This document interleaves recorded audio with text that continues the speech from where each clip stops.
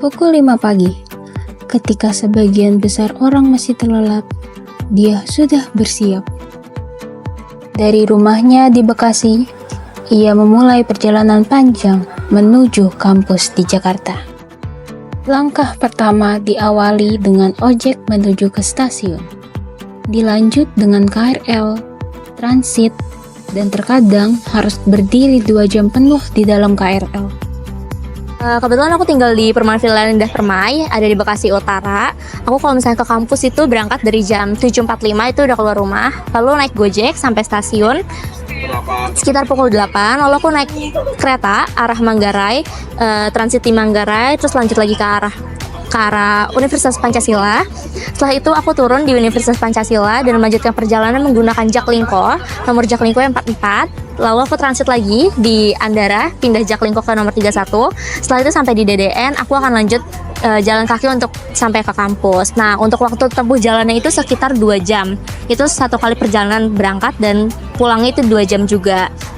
Terus kalau misalkan untuk estimasi biayanya itu sekitar 28.000. Gojeknya 20.000 sama keretanya pulang pergi 8.000. Waktu terasa berjalan lambat saat menunggu KRL yang belum juga datang. Sesekali ketika kereta datang, tubuh tak selalu muat masuk. Desakan penumpang jadi hal yang biasa. Tapi lelah itu tetap nyata. Tak ada jaminan dapat tempat duduk. Kadang hanya berdiri, bersandar di tiang, berdesakan hingga napas pun sempit. Rasa takut selalu ada. Takut terlambat masuk kelas, takut kehilangan kesempatan, takut kena tugas mendadak tanpa sempat bersiap. Yang pastinya pertama karena kalau misalkan pagi itu padat, terus sore juga pasti padat, banyak banget populasi manusianya, terus harus penuh-penuhan di dalam kereta, belum lagi kalau misalkan ketinggalan satu kereta itu bakal ngaruh banget ke waktu, jadi harus lari-lari ngejar-ngejar kereta biar nggak ketinggalan kereta, karena kalau misalkan ketinggalan satu kereta nanti waktunya bakal beda banget kayak gitu. Alasannya yang pertama karena menurut aku UPN masih bisa dijangkau pakai transportasi umum, terus transportasi umumnya juga cukup memadai. Kalau misalkan kenapa ditanya masih semangat, pasti ya karena tujuannya mau kuliah kan, jadi ya secapek apapun itu kayak harus tetap dijalanin sih. Ia terbiasa berangkat saat langit masih gelap. Ketika suara azan subuh masih belum terdengar, dan saat pulang, langit sudah kembali gelap. Tak jarang perjalanan dimulai dan diakhiri dalam gulita.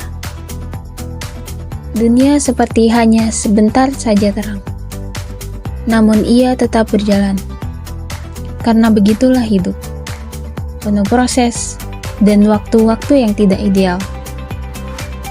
Aku pernah ngerasain berangkat gelap pulang gelap. Jadi waktu itu dapat kelas di jam 7 pagi dan aku harus keluar rumah di jam 4.45 pagi dan selesai kelasnya itu di jam 6 sore, bahkan sampai rumah itu sekitar jam 8 sampai setengah 9 malam. Jadi kayak bener-bener rasain berangkat gelap pulang gelap, terus harus ketemu sama banyak orang, desek-desekan di transportasi umum. Tapi menurut aku itu bukan hal yang masalah sih buat sampai ke tujuan yang emang buat masa depan aku.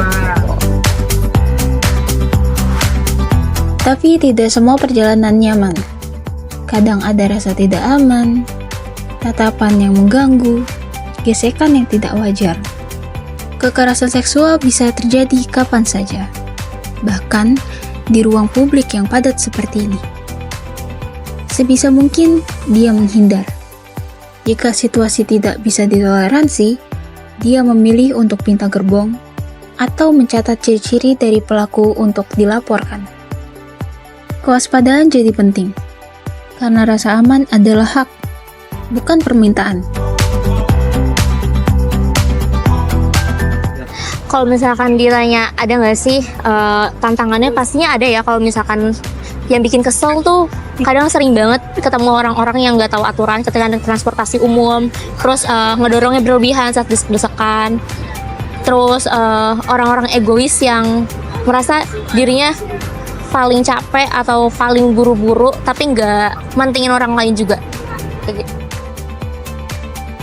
Kadang pernah sih ngerasain udah lagi capek pulang kuliah, terus tiba-tiba ditegur sama orang buat disuruh berdiri karena mereka mau duduk di situ. Kalau misalkan dapat yang negur itu benar-benar orang udah tua ataupun yang masuk prioritas deh, itu aku bakal ngalah sih, aku bakal berdiri. Tapi kalau misalkan yang negur ibu-ibu sedangkan mereka habis pergi belanja tapi mereka mengeluh untuk duduk karena katanya capek, aku nggak akan ngalah sih, karena menurut aku hak semua orang tuh capek. Kalau misalkan mereka bisa kuat pergi, kenapa sekedar berdiri aja mereka nggak bisa untuk sebentar, sedangkan aku pun juga ngerasain capek kayak gitu.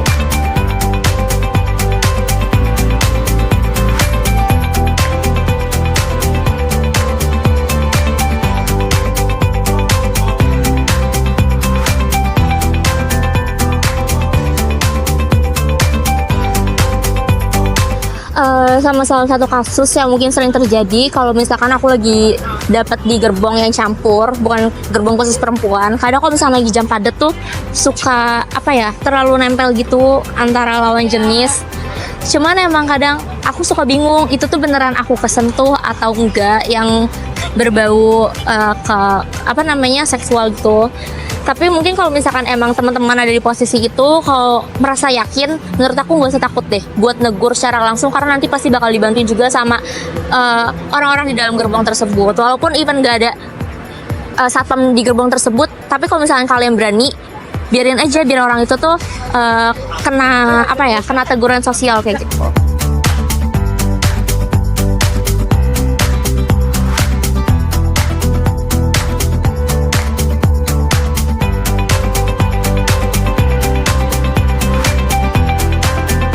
Kalau ditanya alasannya kenapa tetap milih naik KRL, karena sebenarnya bisa juga naik Transjakarta. Cuman kalau misalnya naik Transjakarta itu menurut aku lebih lama, karena nggak semua jalur Transjakarta yang aku naikin itu ada di jalur, dan otomatis harus barengan sama mobil-mobil lain. Itu efisiensi waktunya kurang sih menurut aku, bakal lebih lama. Terus kalau misalnya naik KRL kan waktunya bisa lebih cepat, harganya juga jauh lebih murah.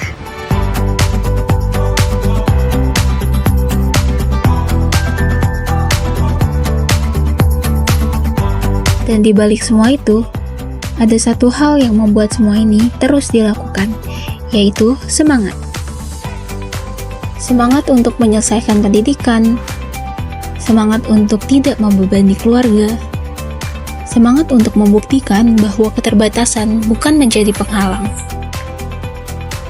Setiap pagi ia pergi, setiap malam ia pulang, dengan lelah di punggung, tetapi juga harapan yang ia peluk erat.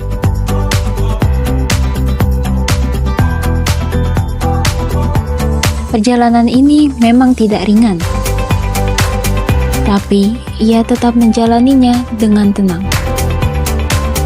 Karena ia tahu, setiap langkah menuju masa depan, dan setiap peluh yang jatuh adalah bukti bahwa ia sedang berjuang. Dan setiap langkah, setiap stasiun yang dilewati, membawa mereka lebih dekat kepada harapan yang mereka perjuangkan.